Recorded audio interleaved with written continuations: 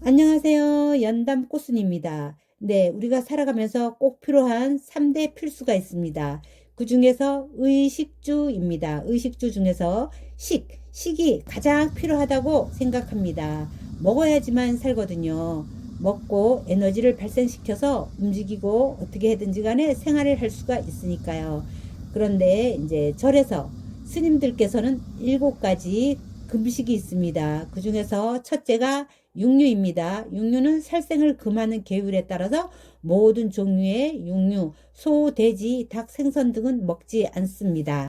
불교의 계율과 스님이 속한 종파 수행 방식에 따라서 금하는 음식이 다를 수도 있지만, 예를 들어 티베트 불교나 일부 동아시아 불교 전통에서는 유제품을 허용하기도 하고요. 일부 삼불교회에서는 오후에 불식을 엄격하게 지키지 않는 경우도 있습니다. 두 번째, 자극적인 조미료, 후추, 고추, 겨자, 매운 조미료 등은 지나치게 사용하지 않습니다.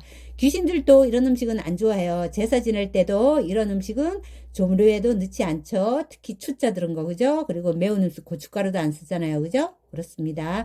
그리고 세 번째는 술과 발효된 알코올, 음료, 이런 것들은 불교에서는 정신을 흐리게 하고 수행을 방해한다고 해서 특히 술은 금기시합니다.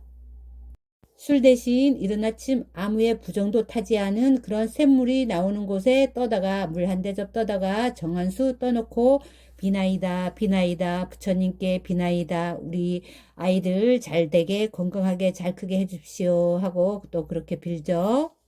네 번째, 오후에는 음식을 먹지 않는 오후 불식 계율이 있습니다. 대부분 스님들이 이를 따른다고 합니다. 그리고 다섯 번째, 달걀 및 유제품 일부는 먹지 않습니다. 일부 종교 종파에서는 동물에서 나오는 달걀과 유제품을 먹지 않는 거죠. 우유, 치즈, 버터 등을 먹지 않는 겁니다.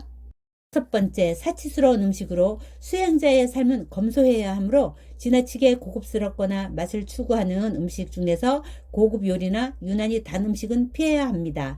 그리고 일곱 번째, 오신채입니다. 오신채에는 마늘, 파, 부추, 달래, 흥거가 있습니다. 흥거는 야생 부추로서 산에 사는 부추를 말합니다. 네, 제가 오늘 꼭 말씀드리고자 하는 것은 오신채를 우리가 꼭 먹어야지 됩니다. 그런데 불교에서는 오신채를 먹지 않습니다. 이 음식은 자극적인 향과 강한 기운을 가지고 있어서 수행자의 정신 집중을 방해한다고 보고, 특히 생으로 먹을 경우에는 분노와 욕망을 증가시키고 익혀 먹으면 흥분을 유발한다고 전해집니다. 그러나 우리는 꼭 오신채를 꼭 먹어야 합니다. 오신채에는 건강에 긍정적인 영향을 미치는 성분이 많이 들어있고요. 일반인들에게 아주 유익한 식재료로 활용되고 있습니다. 저도 오신채를 마련하기 위해서 여기저기 다녔는데요. 지금 보이시는 것은 부추입니다. 부추고 또 이것은 산부추입니다. 흥거, 마늘, 또 달래요. 달래도 들에 나가서 캤고요. 또 파입니다. 부추의 성분에는 베타카로틴, 알리신, 비타민C, 칼슘이 들어있고요. 간 기능을 보호해주고 해독작용도 해주고 혈액순환, 피로회복, 또 정력 강화에 신장 건강을 개선시키는 역할도 합니다. 지금 보세요. 이 하얀 꽃이, 부추꽃이 참 예뻐요. 그죠? 하얀색이 또 어떻게 보면 화려한 꽃보다 참 예쁜 것 같아요. 그죠?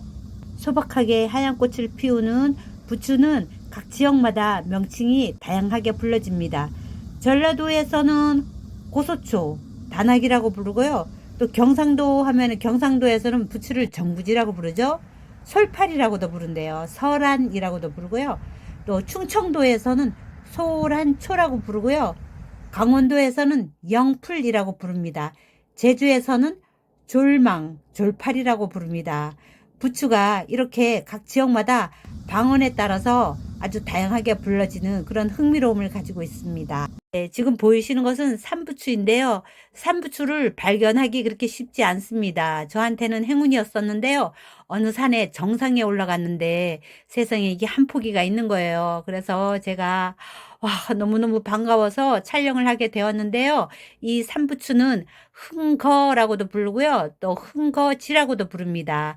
야생 부추입니다. 주로 들녘보다 산에 가야지 있습니다. 그래서 산부추라고 부릅니다. 특히 삼부추에는 황화합물 성분이 들어있어서 향금 및 항암 효과에 아주 좋고요.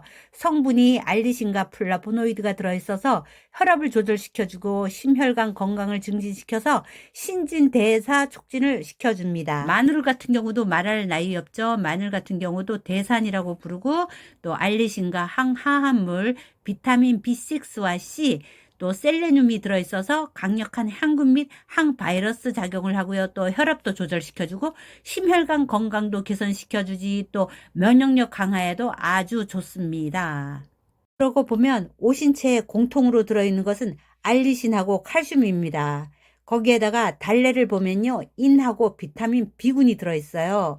당뇨를 예방시켜 주어서요. 혈당을 또 조절시켜 주죠. 또 우리의 노화를 방지시켜주는 항산화 작용 성분이 들어있고요. 또 게다가 거기에 소화 기능까지 잘 됩니다. 그래서 소화 기능을 강화시켜주는 그런 성분이 들어있습니다. 오신채의 5번째를 보면 파입니다. 파의 한약명으로는 총이라고 부릅니다. 주요 성분이 케리세틴과 알리신, 또 황화합물이 들어있고요. 또 비타민 C가 들어있어서 저희가 감기 걸리잖아요. 그러면 감기 예방이나 면역력 강화에 파를 이용합니다. 예전에 감기 걸리면 파 뿌리를 따라 먹었었죠. 또 이 파는요, 혈액순환을 촉진시켜 주어서요, 피를 맑게 해주고요, 고혈압을 예방시켜 주죠. 또 이액 분비를 촉진시켜 주어서 소화 기능까지 개선시켜 줍니다. 여러분들 소화가 잘 안 되거나 이랬을 때 팥뿌리도 달여 마시든가 아니면 파를 곱게 채 쓰세요. 채를 쳐서 저기 고추장 있잖아요. 고추장에다 이렇게 버무려서 한번 밥을 싹싹 비벼 드셔보셔요.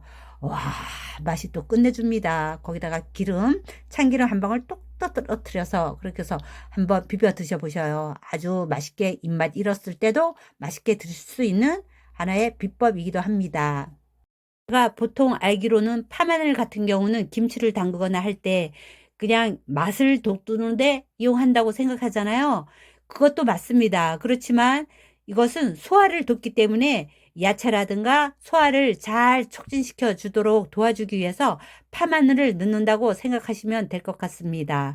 오죽했으면 오신채를 불교에서 수행을 방해한다고 하여서 금기되는 5가지 채소로 여겼겠어요. 일반적으로 건강에 여러 가지 효능을 가진 것으로 꼭 드셔야 하는 오신채 음식입니다. 이렇게 이로움을 주는 건강 음식 잘 챙겨 드시길 바라겠고요. 항상 건강하세요. 연담 꼬순이었습니다. 구독, 좋아요 꾹 눌러주세요. 감사합니다. 행복하세요.